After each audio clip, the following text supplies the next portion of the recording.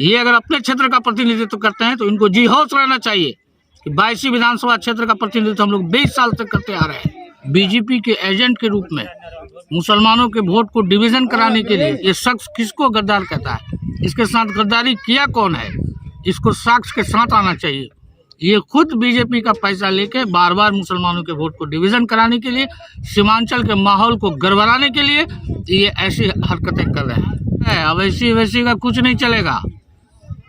इस क्षेत्र में भारतीय जनता पार्टी के खिलाफ जो सेकुलर ताकत है वो जम के लड़ेगा और उसकी जीत होगी। ये अवैसी आ करके बार बार मुसलमान को मुनज़्ज़म करने की बात, डिवीजन कराने की बात करता है, तो इससे समझिए कि ये आदमी कैसा आदमी है। लेकिन सभी पॉलिटिकल लीडर नहीं है। 4 आदमी का पार्टी को तोड़ के जाना नहीं, वह पार्टी का राजद में विलय हो गया। ये और तो कोई दूसरा टॉपिक असदुद्दीन अवैसी के पास है नहीं। इसी टॉपिक को तेलंगाना चुनाव में भी भुंजाया, इसी टॉपिक पर सीमांचल को अपना चारागाह बनाया हुआ है और बार बार बोलना सियासी वारिस कौन है ये कोई मुफ्ती दीन नहीं कि ये फैसला करेगा।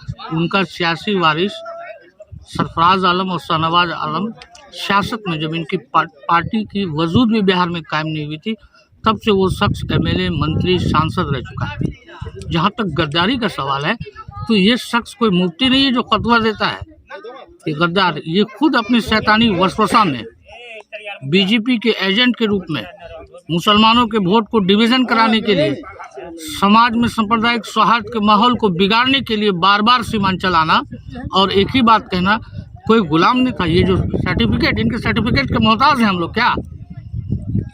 इनके सर्टिफिकेट देने से पहले भी हम लोग बिहार विधानसभा के सदस्य रह गए और हमारे पिता भी कई बार इस क्षेत्र का प्रतिनिधित्व कांग्रेस से कर चुके हैं।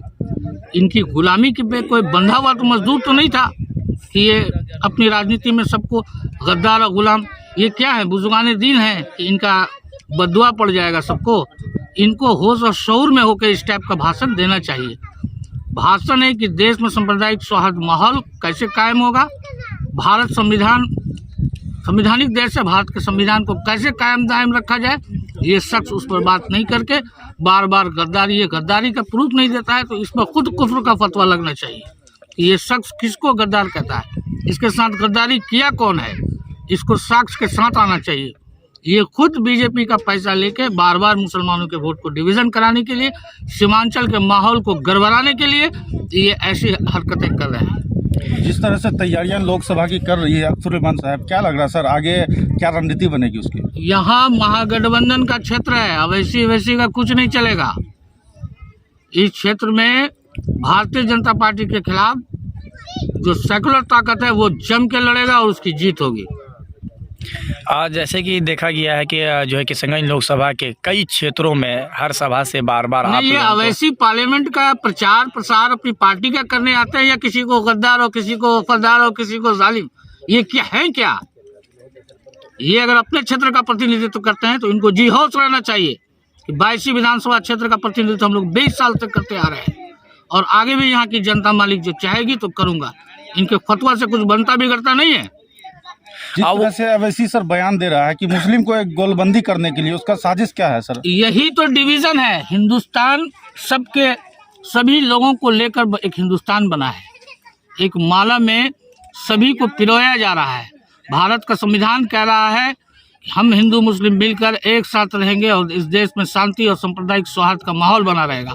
और ये अवैसी आ करके बार बार मुसलमान को मुनज़्ज़म करने की बात, डिवीजन कराने की बात करता है, तो इससे समझिए कि ये आदमी कैसा आदमी है।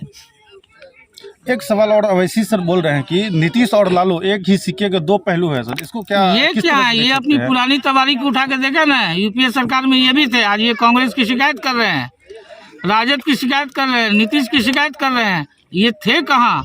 ये किसके साथ इनका गठबंधन था तेलंगाना में? ये खुद एस्टेब्लिश आदमी है क्या अवैसी? कल सभा में ये भी देखा गया कि सभी नेताओं को, सभी बड़ी बड़ी पार्टियों के प्रमुख को उन्होंने सबका कमेंट सुनाता, अपना इनको होते नहीं है भाई।